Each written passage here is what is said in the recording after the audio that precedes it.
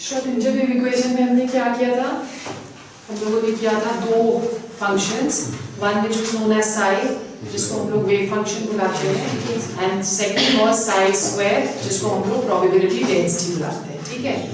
अब distance r from the nucleus of the orbit के साथ जब ग्राफ्स प्लॉट करे गए साई के और साई स्क्वायर के, तो उसमें कुछ ऐसे पॉइंट्स आए जिसमें हम बोलते हैं that the probability of finding an electron is 0, and that particular point that is known as what? It is known as node. ठीक है, ये हम पहले डिटेल में कर चुके हैं. Depending upon the graphs, the shapes of orbitals were given. ठीक है, जब हम लोग कंबाइन करते हैं क्वांटम नंबर्स को और वेव फंक्शन और प्रोबेबिलिटी डेंसिटी को, तो हमारे पास शेप्स ऑफ वेरियस ऑर्बिटल्स आ जाते हैं. क्योंकि चार तरह के ऑर्बिटल्स हमने पढ़े, one was s, second was p, third was d, fourth was f. ठीक है. Now let's say when we talking of shape of orbitals, let's first of all discuss the shape of s orbital. s orbital के लिए हमें पता है value of l is equal to 0, right? Therefore value of m is also equal to 0. Okay. Now अगर m 0 है तो इसका मतलब कि इसकी ओरिएंटेशन भी 0 है, राइट? मैग्नेटिक फील्ड में इसकी ओरिएंटेशन भी 0 हो गई. या हम ये बोल सकते हैं कि ये डिफरेंट कोऑर्डिनेट्स में डिफरेंट तरह से बिहेव नहीं करता. Okay, therefore we say that s orbital it is non directional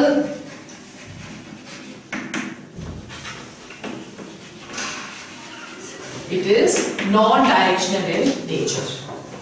okay, और नॉन डायरेक्शन क्या हो सकता है? अगर हम 2 डायमेंशंस में करें तो non directional is a circle, और अगर हम 3 डायमेंशंस में करें तो non directional is a sphere.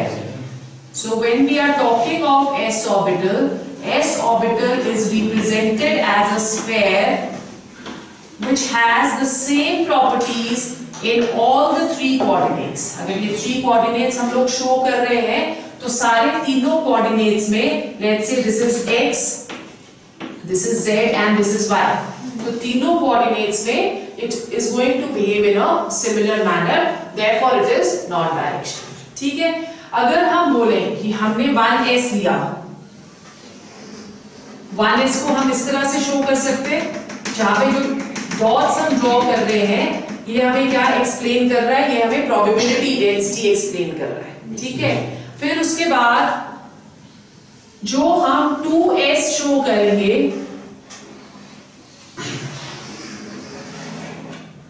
2s is like a concentric ring, क्या कहते हैं उसको, ring which is placed around the 1s, right? So if this is 1s, this is 2s, तो ये जो बीच की empty space हमें नजर आ रही है, this is known as node. Okay? Node क्या हुआ? Where the probability of finding an electron is 0. और अगर concentration of electrons बहुत ज्यादा होती है तो उसे हम क्या बुलाते हैं? मैंने आपको बताया था, it is known as antinode. Antinode में probability density जो है वो बहुत ज्यादा है, whereas node में probability density 0 है. ठीक है. फिर उसके बाद हमारे पास आ गया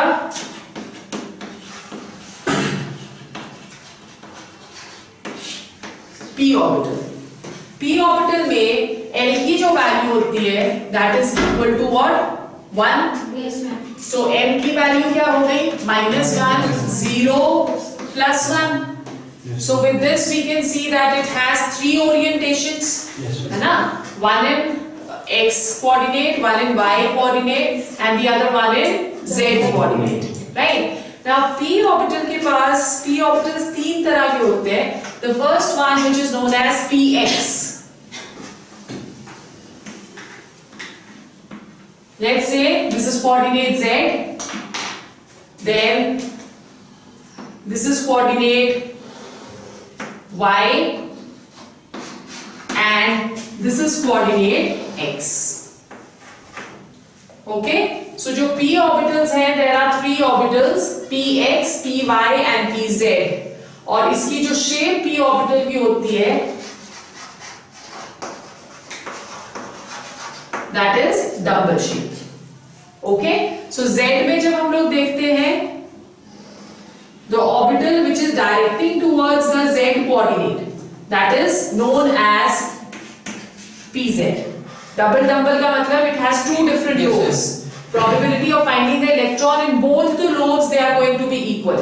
जितनी probability एक लोब में होगी उतनी ही probability दूसरे लोब में भी होगी. ठीक है, और ये जहां पे intersect कर रहे हैं, this is the node. Okay, where the probability of finding the electron that is going to be 0. फिर उसके बाद Y में अगर हम आ गए,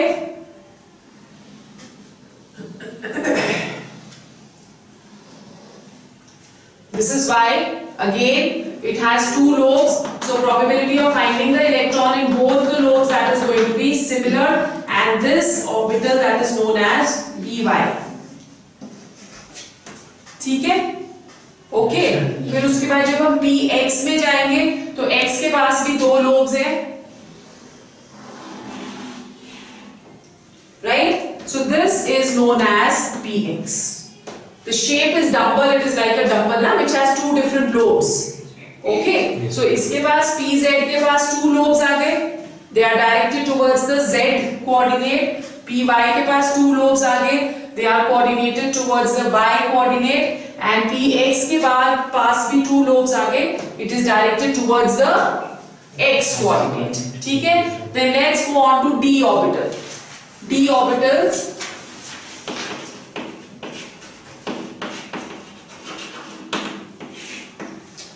For D, the value of L that is equal to 2. So the value of M that is going to be equal to -2, -1, 0, +1, +2. So it has 5 different orientations. Therefore, there are 5 D orbitals. The shape of D orbitals, that is double dumbbell, which means that they are going to have 4 lobes. ठीक है? Double का मतलब हुआ 2 dumbbells ना? So they are going to have 4 lobes. The orbitals of D which are present, the first one that is equal to dxy.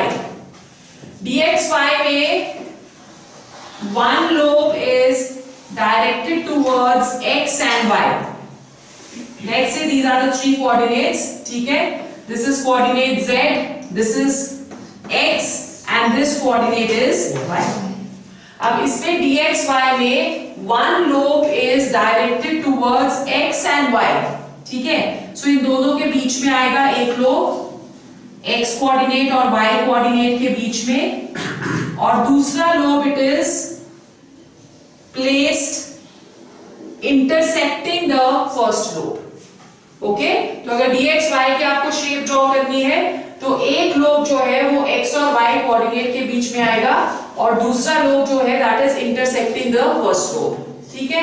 फिर उसके बाद next is dyz. dyz में again let's draw the coordinates. First of all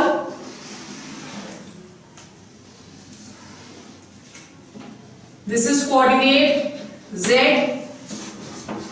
this is coordinate x, and this is coordinate y. तो dyz, dyz का मतलब क्या हुआ? एक लोब y और z के बीच में आएगा. So you have one lobe here. ठीक है? And the other one again it is drawn intersecting this one, dyz. Okay, फिर उसके बाद आ गया हमारे पास dxz.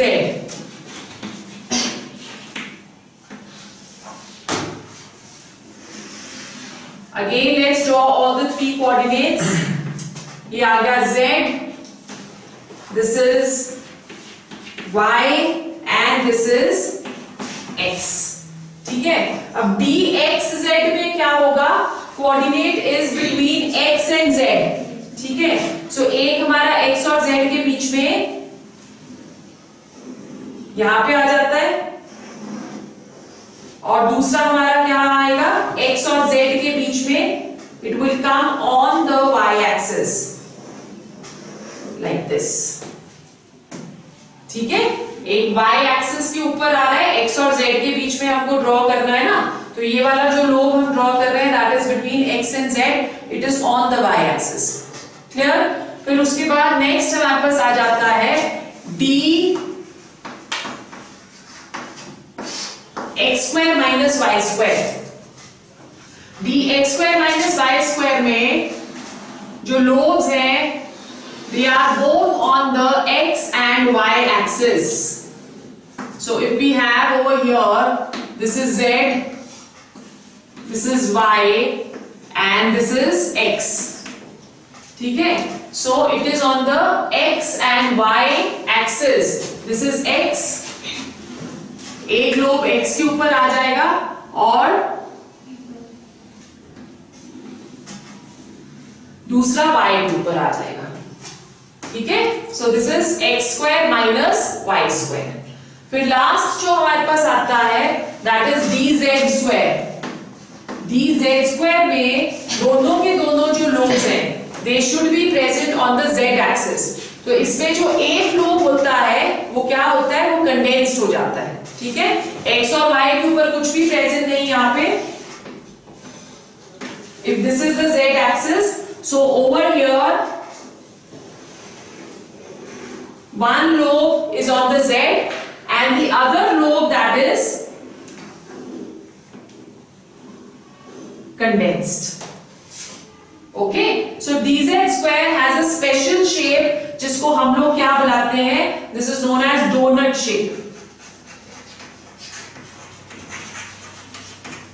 right? This is also like a soother. soother क्या होता है, जब बच्चा रोता है तो उसके मुंह में निप्पल दे देते हैं ना, उसकी तरह इसकी शेप रहती है। Okay, it is also like a soother. So these are your s, p and d orbitals. f orbitals जो है वो आप अभी at this stage learn नहीं करते क्योंकि उसके structures काफी complex हैं, तो they are learned at higher levels of chemistry. ठीक है, clear हो गया? फिर उसके बाद हमारा जो last topic आता है that is electronic configuration. Okay, so last हमारा topic है electronic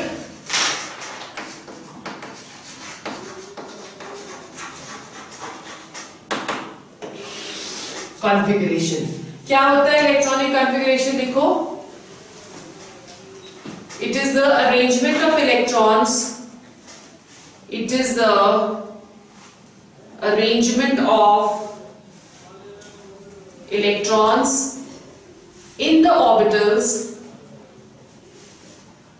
in the orbitals in order of increasing energies,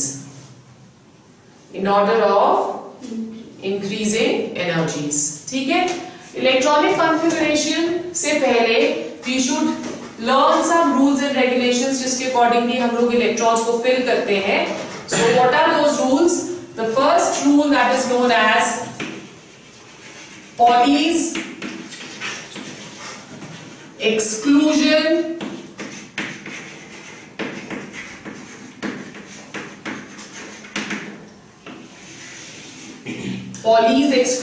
principle, ठीक है। Pauli's exclusion principle क्या बोलता है? According to this principle, an orbital can accommodate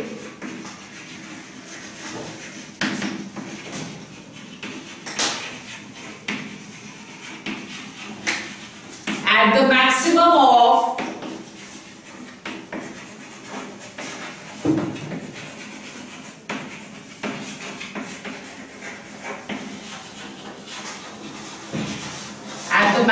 of two electrons, and that too with opposite spins.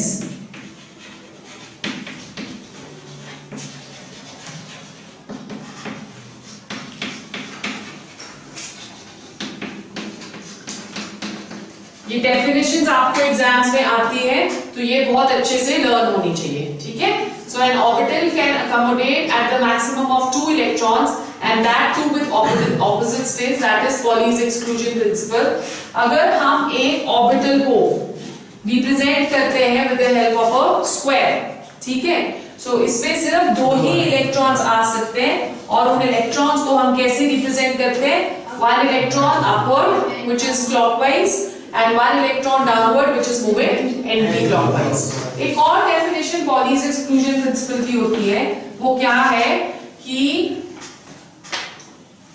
no electron has all the 4 quantum numbers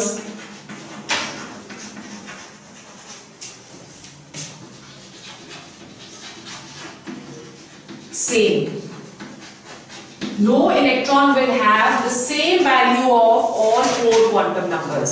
जैसे अगर एक कोई electron हम ले रहे हैं तो उसके 3 क्वांटम नंबर सेम हो सकते हैं, जैसे प्रिंसिपल सेम हो सकता है, ठीक है, और एजिमुथल सेम हो सकता है, मैग्नेटिक सेम हो सकता है, पर फिर स्पिन डिफरेंट हो जाएगा।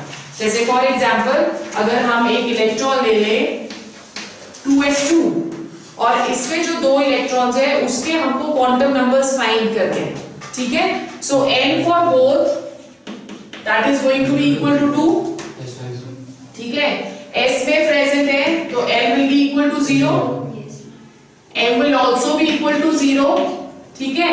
But spin quantum number for 1 electron that is going to be half and spin for the other one that is going to be minus half. तो अगर 3 क्वांटम नंबर सेम भी है तो फोर्थ जो quantum number है that is going to be different, ठीक है। Second जो लॉ होता है that is known as Aufbau principal.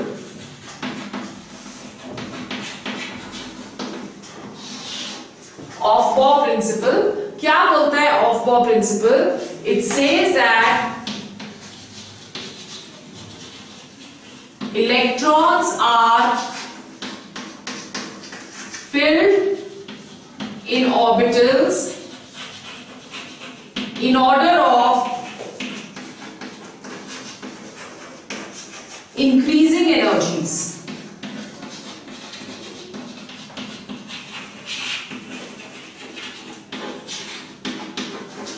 Electrons are filled in orbitals in order of increasing energies, ठीक है। So if we are trying to fill the orbitals, तो हम लोग according to ऑफ-बॉ प्रिंसिपल एक टेबल ड्रॉ कर लेते हैं, ठीक है, ताकि हमारी इलेक्ट्रॉनिक कॉन्फ़िगरेशन या इलेक्ट्रॉन्स को फिल करना इजी हो जाए, ठीक है। So ये हमारे पास 1s आ गया, 2s के पास p भी होता है, 3s 3p 3 के पास d भी होता है, ठीक है। फिर 4s 4p 4d and 4f। उसी तरह से we have 5s 5p 5d and 5f, right? So सबसे पहले हमको भरना है 1s because 1s is at the lowest energy, right? फिर 1s के बाद भरेंगे हम 2s, 2s के बाद 2p, 2p के पास 3s, 3s के बाद 3p, 3p के बाद 4s। 3d से पहले हम लोग 4s फिल अप करते हैं, ओके। फिर 4s के बाद 3d, 4p, 5s and so on. Clear? So this is how we are going to fill the orbitals. इसको एक रूल भी सपोर्ट करता है which is the Bohr-Bury rule.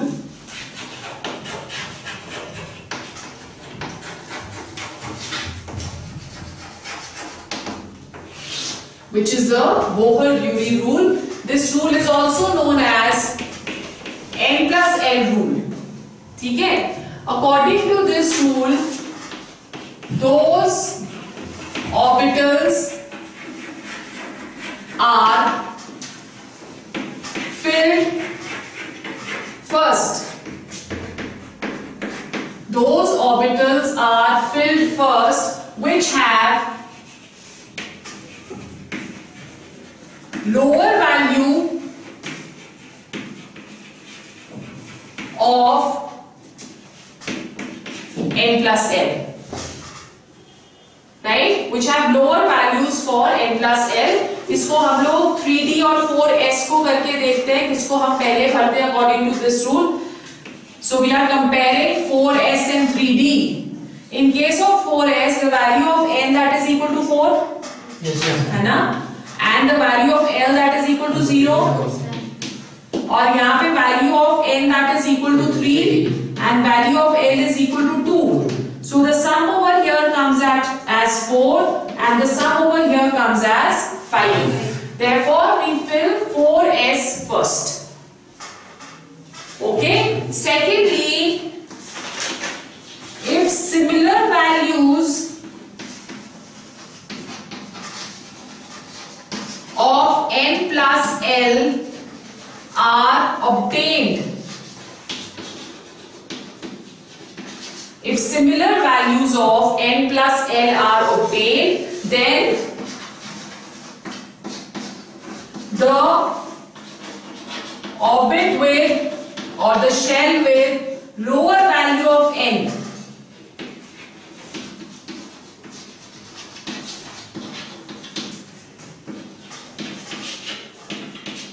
is filled first. ठीक है, क्लियर हो गया? अगर सिमिलर वैल्यूज n और l की ऑब्टेन करते हैं तो orbit with lower value is filled first. जैसे for example we have one is 5s, ठीक है, या आप लो 5p and one is 6s. इसको कंपेयर करते हैं, यहाँ पे n की वैल्यू आ गई 5 प्लस p की वैल्यू आ गई 1 और यहाँ पे 6 plus 0, so this is 6, this is also 6, but according to the second rule we will fill 5p first. Yes, sir. ठीक है, क्योंकि इसमें n की वैल्यू कम होती है. Yes. Got it? So this is Bohr and Bury rule. Then the last principle is Hund's rule of maximum multiplicity. The third is Hund's rule of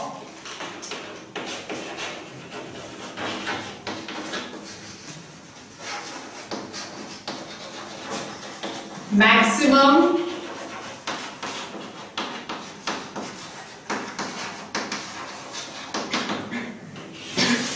multiplicity. ये वाला rule क्या बोलता है? ये बोलता है कि pairing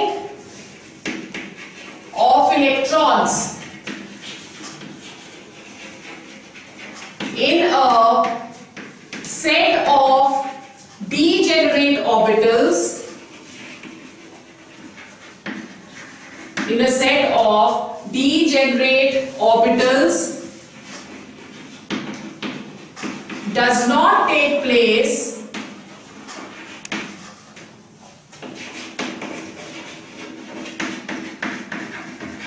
in a set of degenerate orbitals does not take place till all the orbitals are singly filled.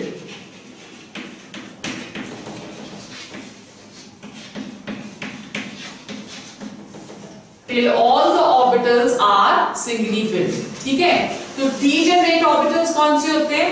Those orbitals which have same energy, उसको हम लोग degenerate orbitals बुलाते हैं. जैसे p में px, py, pz हो गए, तीनों की एनर्जी सेम होती है, so they are a set of degenerate orbitals. उसी तरह से d में 5 ऑर्बिटल्स होते हैं, तो सारे के सारे जो d के 5 ऑर्बिटल्स हैं, they are going to be degenerate orbitals. So according to this, let's explain this by taking the example of nitrogen. Right, nitrogen की जो इलेक्ट्रॉनिक कॉन्फ़िगरेशन है, that is 1s2, 2s2, 2p3. Okay, so अगर हम इसकी valence shell की orbital picture दिखाएं तो s के पास 2 इलेक्ट्रॉन्स और p के पास 3 ऑर्बिटल्स. ठीक है ना, सो s के दोनों इलेक्ट्रॉन्स हम फिल कर देते हैं, पर p में अकॉर्डिंग टू दिस प्रिंसिपल ये जो 3 इलेक्ट्रॉन्स हैं ये पहले सिंगली ऑक्यूपाई करेंगे तीनों ऑर्बिटल्स को. Okay, so this electronic configuration cannot be written like this. It is wrong. जब तक ये तीनों सिंगली फिल्ड नहीं होते तब तक पेयरिंग जो है वो नहीं हो सकती। अब जो फोर्थ इलेक्ट्रॉन आएगा that will pair over here. जैसे for example we are taking oxygen, oxygen में आफ्टर मोस्ट की हो गई 2s2 2p4। Yes, sir. Okay, सो अब 2s में इलेक्ट्रॉन्स ऐसे आ गए और 2p4 में पहले हम सिंगली फिल करेंगे तीनों Yes, को, फिर फोर्थ इलेक्ट्रॉन को हम पेयर करेंगे। So this is the rule, Hund's rule of maximum multiplicity. ठीक है, so depending upon all the three rules let's do electronic configuration of some elements. Okay, so let's go to the first element hydrogen with atomic number 1। Yes, sir. Electronic configuration will be 1s1। ठीक है, उसके बाद आ गया helium 2 1s2। Yes, sir. उसके बाद lithium 3, lithium के पास 3 है तो 1s2 अब नेरेस्ट नोबल गैस कॉन्फ़िगरेशन है, 1s2 हम सारे में भरते जाएंगे तो इसको हम रिप्रेजेंट कर सकते हैं by putting helium in bracket. ठीक है, हीलियम इन ब्रैकेट का मतलब हुआ the electronic configuration is 1s2। Yes, sir. Clear? So this is helium 2s. 2s1। Okay, फिर आ गया उसके बाद beryllium 4, again helium 2s2, Yes, sir. Right? फिर आ जाएगा boron 5, so we have helium, अब 2s भर गया so we go to 2p1।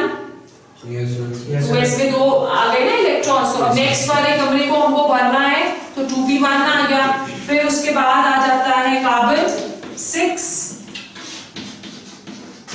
Helium 2s2 2p2। Yes, sir. We can fill 6 electrons in p। Yes, sir. Okay, फिर carbon के बाद आ जाता है nitrogen 7, helium 2s2 2p3। Yes, sir. फिर oxygen 8, helium 2s2 2p4। Yes, sir. ठीक है, फिर उसके बाद आ जाता है fluorine 9, Yes, sir. Helium 2s2 2p5। ठीक है, Yes, sir. फिर हमारी नेक्स्ट नोबल गैस आ जाती है which is neon. Yes, sir. So neon का क्या हो जाएगा 10। सो वी हैव हीलियम को हम एज हीलियम भी लिख सकते हैं या हम वापस 1s2 पे आ जाते हैं तो 1s2 2s2 2p6। अब जब हम नेक्स्ट का करेंगे सोडियम का तो हमारे पास जो ब्रैकेट में नोबल गैस आएगी that is going to be now neon. Yes, sir. Yes, sir. Okay, so sodium का आता है 11। Yes, sir. Okay, so the electronic configuration 1s2 2s2 or you can take this as neon 3s. 3s1। Yes, sir. 3s, sir.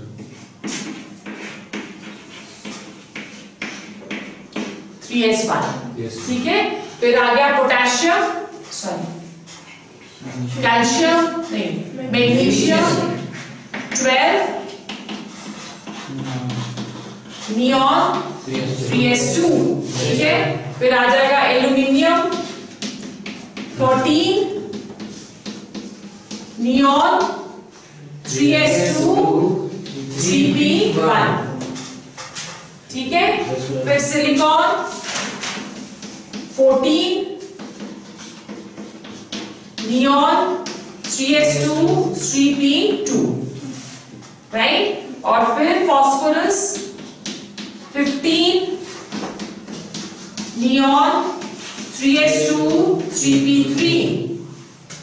फिर उसके बाद sulphur 16, Yes, sir. neon 3s2 3p4. Okay, and then we come to chlorine 17, neon 3s2 3p5, and then we come to the next noble gas, which is argon. 18. Yes, sir. So 1s2, 2s2, 2p6, 2p6, yes, 3s2, 3p6. 3p6. Yes, sir. ठीक है? Yes, ma'am. Have you understood? Yes, उसमें ma'am. Next हमारे पास आ जाता है कौन सा? Potassium. Yes, sir. अब potassium में हम लोगों को क्या भरना शुरू करना है? कैल्शियम के बाद बिफोर गोइंग टू गैलियम हमको डी ब्लॉक के एलिमेंट्स भरने शुरू करने हैं. So this detail we will do in the third chapter. Yes, sir. Right? इसके आगे की जो इलेक्ट्रॉनिक कॉन्फ़िगरेशन करेंगे वो हम थर्ड चैप्टर में करेंगे, simultaneously explaining how to fill the orbitals of d in between. Clear हो गया? Yes, ma'am. ऑलराइट. नाउ इसमें जब हम लोग डी ब्लॉक में जाते हैं तो डी ब्लॉक में हम देखते हैं कि दो ऐसे एलिमेंट्स हैं जिनकी इलेक्ट्रॉनिक कॉन्फ़िगरेशन अलग होती है. That is known as anomalous electronic configuration. ठीक है? So what are these two elements? ये आपको एग्जाम में आता है. सो दिस इज इंपॉर्टेंट, चाहे 1 मार्क का क्वेश्चन आए. एनॉमलस बिहेवियर ऑफ या एनॉमलस इलेक्ट्रॉनिक कॉन्फ़िगरेशन